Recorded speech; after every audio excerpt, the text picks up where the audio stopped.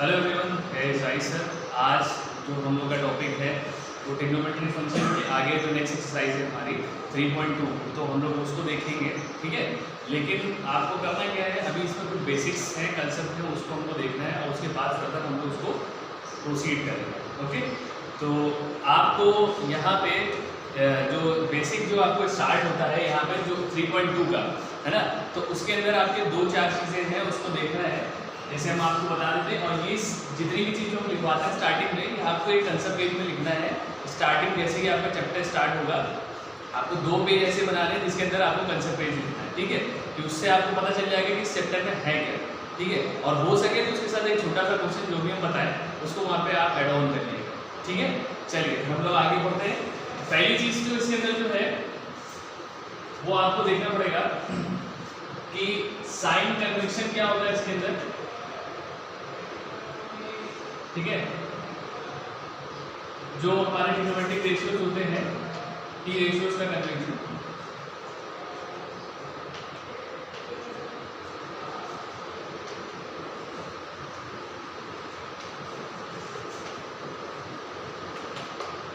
ठीक है, अब उसके बाद जो नेक्स्ट आपका आता है,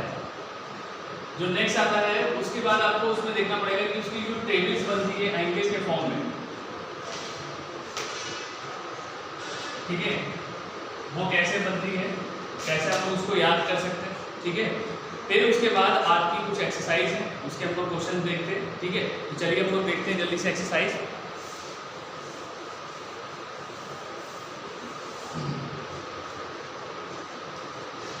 देखिए, जैसे हम लोग ने पहले ट्रिग्नोमेट्री में पढ़ा था 10th क्लास में कि हम लोग के एक्यूट एंगल होते हैं, वहाँ से हम लोग क्या करते हैं, डिफरेंट साइड से हम लोग एंगल्स निकालते हैं। जैसे आपने पढ़ा होगा इस तरीके से एक सर्किल होता है। ठीक है, और उसके बाद यहाँ पे हम लोग क्या करते हैं, कहीं पर एक रेडियस ले लेते हैं आर के फॉर्म में। ठीक है, फिर उसके बाद हम लोग क्या करते हैं, एक यहाँ से परपेंडिकुलर ड्रॉ करके हम लोग थीटा के रिस्पेक्ट में हम लोग डिफरेंट वैल्यूज आपकी निकालते हैं। और ये जो पॉइंट्स होते हैं हमारे, हम लोग के बी पॉइंट्स कुछ भी ले सकते हैं। ठीक है, वो पॉइंट के रिस्पेक्ट हम लोग उसको लेते हैं। ठीक है, और ये यहाँ पे आपका क्या होता है, फिर हम लोग डिफरेंट साइन थीटा, ठीक है, कॉस थीटा, ठीक है, और उसके बाद आपका आता है क्या, टैन थीटा। ठीक है, ये सारी चीज़ हम लोग यहाँ से निकालते हैं। आपको वो सारी चीज़ें ज़रूरी है, लेकिन आपको क्या करना है, इसके अंदर जो एक इम्पॉर्टेंट चीज़ आती है वो आप देख लो कि आप इसको कैसे याद करोगे कि इसके अंदर क्या क्या चीज़ें होती हैं। जैसे आप लोगों ने स्टार्टिंग में पढ़ा होगा कि साइन थीटा को हम लोग क्या लिखते हैं और कॉस थीटा को क्या लिखते हैं, टैन थीटा को। ठीक है, और एक आपका पाइथागोरस थ्योरम होती है। पाइथागोरस थ्योरम आपने देखी सुनी होगी, उस समय आपने जब 10th में आप पढ़ लोगे तब सर ने आपको बताया होगा आई थिंक। ठीक है, तो पाइथागोरस थ्योरम से हम लोग क्या करते हैं, जो h स्क्वायर इक्वल टू आपने सुना होगा p square plus b square, जो कि क्या होता है हमारा हाइपोटेन्यूज का स्क्वायर।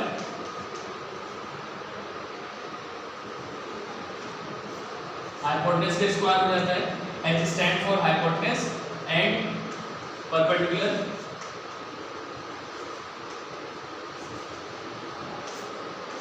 परपेंडिकुलर का स्क्वायर प्लस आपका बेस का स्क्वायर। ठीक है, और ये यहीं से क्या आता है, आप जैसे आप लोग थीटा के रिस्पेक्ट में ले रहे हो, तो अभी क्या है, ये 90 डिग्री है, तो 90 डिग्री के रिस्पेक्ट में आपको क्या करेंगे, सामने वाला परपेंडिकुलर आपका हो जाएगा, ये बेस है, हाइपोटेन्यूज हो जाएगा। इसी के रिस्पेक्ट में हम लोग फर्दर निकालते हैं। ठीक है, और ये क्यों करते हैं, जैसे कल हमने आपको बताया था कि अगर कोई भी बॉडी जो है आपकी रिवॉल्व कर रही है एक सर्टेन पीरियड के लिए या एक कर्व पाथ में, तो वो जो एंगल बनाती है वो कितना बनाती है, 2 पाई बनाती है। उसी के बाद हमने आपको बताया था डिग्री फॉर्मेशन कैसे बताया था, फिर आपका क्या बताया था कि रेडियन फॉर्मेशन कैसे उसके अंदर कन्वर्ट करते हैं। तो वो सारी चीज़ें इसके बाद, इससे पहले आती है, इसके बाद आती है। ठीक है, तो चलिए हम लोग इसको देखते हैं। अब इसमें आपको क्या करना है, बुक में आपको दिया हुआ है, लेकिन आपको याद कैसे करना है ये इंपॉर्टेंट चीज़ है। ठीक है, कि आप उसको कैसे आप मेमोराइज कर सकते हो, कैसे आगे उसको एग्जीक्यूट कर सकते हो। ऐसे तो प्रोसेस बहुत जल्दी है। ठीक है, तो उसके लिए आप ऐसे याद रखे रहो।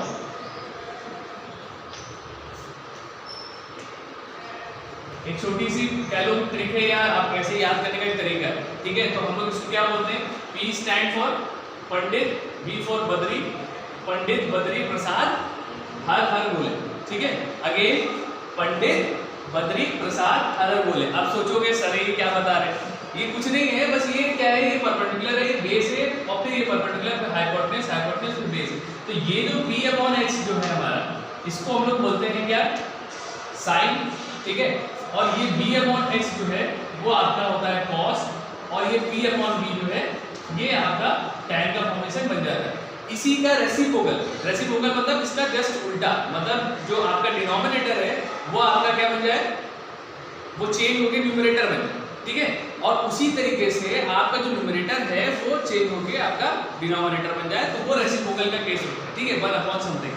ठीक है, जो इनवर्सली प्रोपोर्शनल होता है। तो आप यहाँ से देख लो पहले कि साइन थीटा हम लोग क्या लेंगे, यहाँ से परपेंडिकुलर अपॉन हाइपोटेन्यूज, फिर ऐसे बेस अपॉन हाइपोटेन्यूज, फिर उसके बाद परपेंडिकुलर अपॉन बेस आपका, ये हो गया tan।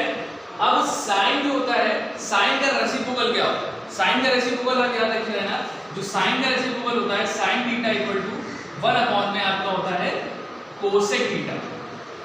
ठीक है, कोसेक थीटा। तो ऑब्वियस सी बात है साइन थीटा हमारा क्या था, साइन थीटा हमारा परपेंडिकुलर अपॉन हाइपोटेन्यूज था, तो ये कोसेक थीटा को इधर शिफ्ट कर दो और साइन थीटा को यहाँ शिफ्ट कर दो, तो देखो क्या बनेगा हमारा, cosec theta equal to 1 upon sine theta बन जाएगा।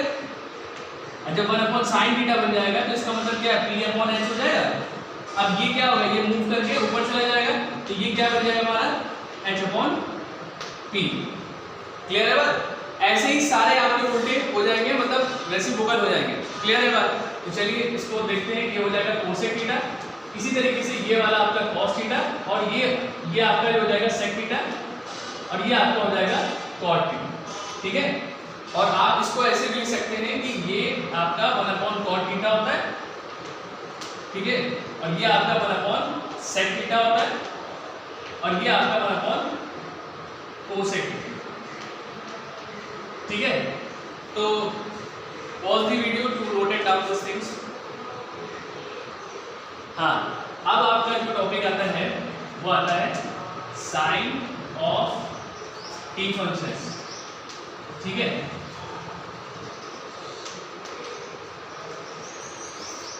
अब साइन ऑफ टी फंक्शंस कैसे करोगे, ये भी आपका बहुत लेंथी प्रोसेस है, आप बुक को पढ़ना है एक बार। ठीक है, अगर ना समझ में आए तो फिर ये देखना है, हम बता रहे हैं। ठीक है, क्या साइन ऑफ टी फंक्शंस का मतलब क्या होगा, टी फंक्शंस आप हमेशा याद रख रखिएगा, जब भी टी फंक्शन की बात होगी तो आपका साइन, कॉस, सेक, टैन, कॉट और कोसेक की बात हो रही है। ठीक है, ये जो चीजें जितनी भी हमने बताई है वो सारी चीजें यहाँ पे रहेंगी।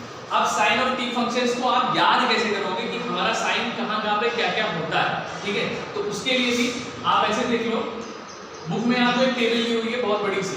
ठीक है, कि कितने पे फर्स्ट क्वाड्रेंट पे ये रहेगा, सेकंड पे ये रहेगा, थर्ड पे ये रहेगा। ठीक है, ऐसा करके दिया हुआ पूरा टेबल, साइन, कॉस, फिर उसके बाद आपका टैन। ठीक है, फिर साइन का हो गया कोसेक, फिर ऐसे ही आपका सेक हो जाएगा, फिर उसके बाद कॉट हो जाएगा। ठीक है, ऐसे करके टेबल दी हुई है एक बहुत लेंथी सी।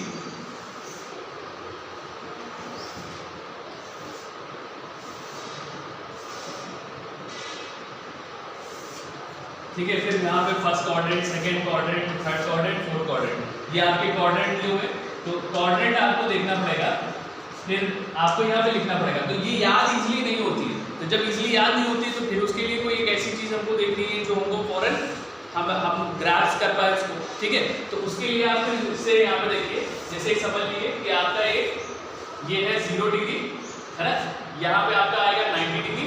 ठीक है, जैसे वो सर्किल बनाया था हमने अभी, उसके बाद आपका क्या हो जाएगा 180, फिर यहाँ पे आप आएंगे 270, फिर अगर एक कंप्लीट रिवॉल्यूशन हो जाएगा तो हमारा ये कितना हो जाएगा 360 डिग्री। ठीक है, तो अब यहाँ पे आपको क्या करना है, ये देखना है कि हमारा साइन कहाँ पे पॉजिटिव होता है और साइन कहाँ पे नेगेटिव होता है। तो जैसे कि फर्स्ट क्वाड्रेंट है आपका हमारा, ठीक है, सेकंड है, ये थर्ड है। ठीक है, तो फर्स्ट क्वाड्रेंट में हमारे क्या होता है वो हम उसको देखते हैं। तो उसके लिए भी एक छोटी सी ट्रिक है, उसको आप ध्यान रखिएगा और जो हम बोल रहे हैं उसको आप समझ लीजिएगा। ठीक है, और जो पहले बताया था उसको भी आप याद रखिएगा। ठीक है, अगर ना याद हो तो एक बार से देख लीजिएगा कि हमने क्या बोला। यहाँ हम लिख देंगे क्या है, यहाँ पे हम बोलते हैं ऑल शुड, ठीक है, टेक कॉफी। ठीक है, इसको हम पूरा लिख लेते हैं, ऑल शुड टेक कॉफी। अब कहोगे सर ये आप क्या बता रहे हैं, ऑल शुड टेक कॉफी क्या है? तो यहाँ पे ऑल शुड टेक कॉफी कुछ नहीं है, A stand for all the positive all the T functions, ठीक है, in that particular quadrant all the T functions will be positive, okay? चलिए, तो यहाँ पे सारे आपके पॉजिटिव होंगे, मतलब क्या कि आपके साइन हो गए, कॉस हो गए, सेक हो गए, टैन हो गया, कॉट हो गया, व्हाटएवर, जितने भी 6 के 6 हैं सारे वो आपके पॉजिटिव यहाँ पे होंगे, आपको कुछ देखना ही नहीं, क्लियर है बात?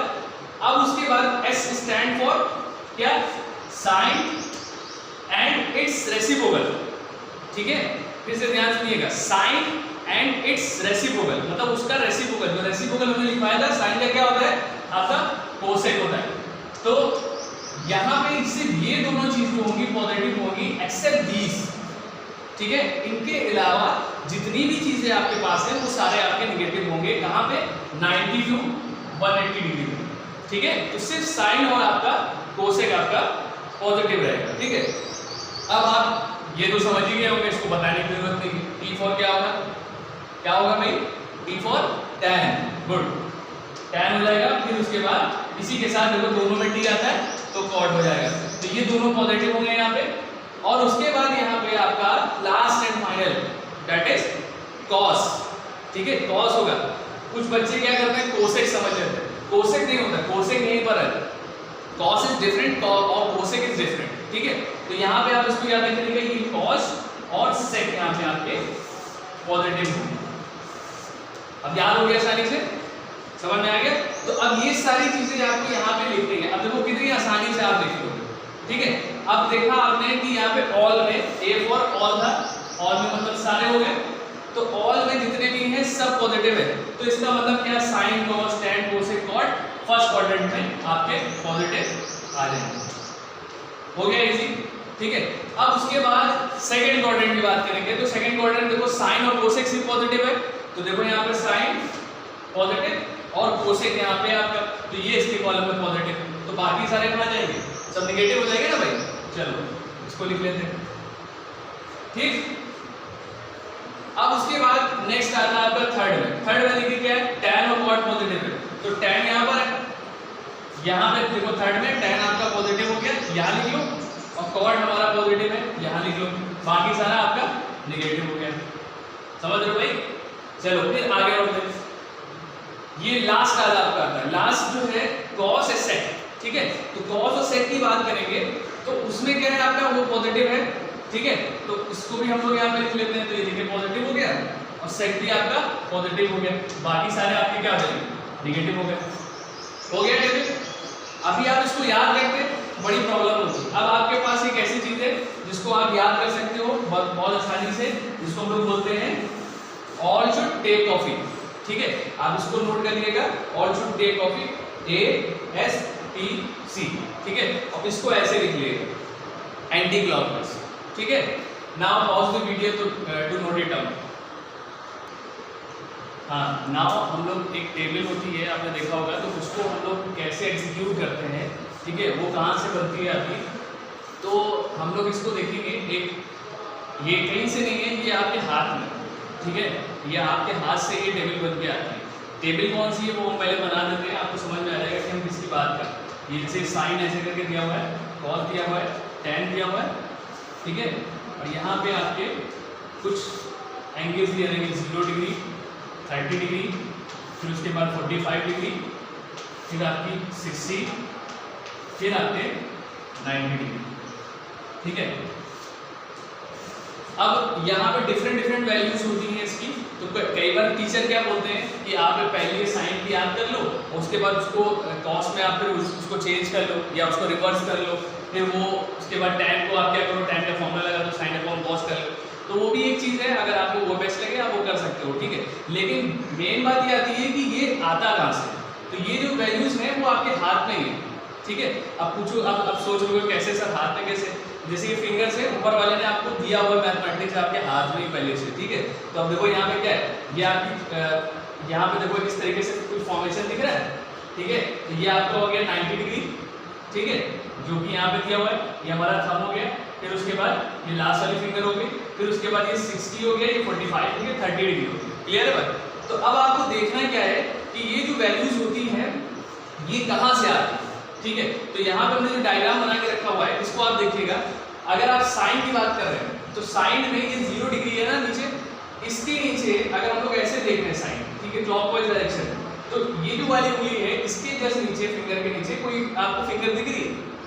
ऑब्वियसली बात है कोई फिंगर नहीं है, ठीक है। तो अब क्या करोगे, यहाँ पे आप एक चीज याद रखे रहना कि ऐसा करके ये फॉर्मेशन देख लो कि रूट है, रूट के अंदर आपका अपॉन में 4 रहेगा, ऑब्वियसली बात है। यहाँ इस तरीके से रूट है, डिनोमिनेटर में आपका 4 रहेगा हमेशा, ठीक है। अब उसके बाद जब यहाँ पे कोई फिंगर नहीं है नीचे तो ये क्या हो जाएगा, 0 हो जाएगा। अब जब 0/0 करेंगे तो ऑब्वियसली बात है कि हमारा क्या आएगा, 0 आएगा, ठीक है। अब उसके बाद आगे चलते हैं। अब यहाँ पे देखिए 30 डिग्री है, तो ये 30 है, तो अब 30 के रिस्पेक्ट में यहाँ पे कितनी फिंगर है आपको दिख रही होगी, एक फिंगर है। तो आपने क्या किया, यहाँ पे 1 लिख लिया, 1 लिख लिया। अब इसका आप इसको सॉल्व करोगे तो क्या हो जाएगा, 1 का रूट कितना होता है, 1 होगा, ऑब्वियसली बात है। 4 का रूट कितना होगा, 2 होगा, तो हमारा यहाँ पे बन जाएगा 1/2, मतलब इसको हम लोग लिख सकते हैं 1/2, ठीक है। अब उसके बाद यहाँ पे देखिए 45 की बात, तो ये वाली जो लाइन है इसमें देखो इधर से हम लोग देख रहे हैं तो हमारी कितनी 2 फिंगर है यहाँ पे, ठीक है। जब 2 फिंगर है तो हम लोग क्या लिखेंगे, 2/4, तो 2/4 करेंगे तो इसको कैंसिल कर दो तो 1/2 हो जाएगा, रूट के अंदर 1/2 हो जाएगा, ठीक है। तो अब रूट में 1/2 है तो हम लोग इसको क्या लिख सकते हैं, 1/√2। क्लियर है बात? अब उसके बाद आगे बढ़ते हैं। तो देखो 3 ये पूरा रूट में है, तो आप इसको अगर सॉल्व करेंगे तो ये √3/√4 हो जाएगा, ठीक है। और ये √3 में आपका 2 हो जाएगा, तो √3/2 आएगा। तो यहाँ पे आप क्या लिख सकते हो, √3/2 हो गया, ठीक।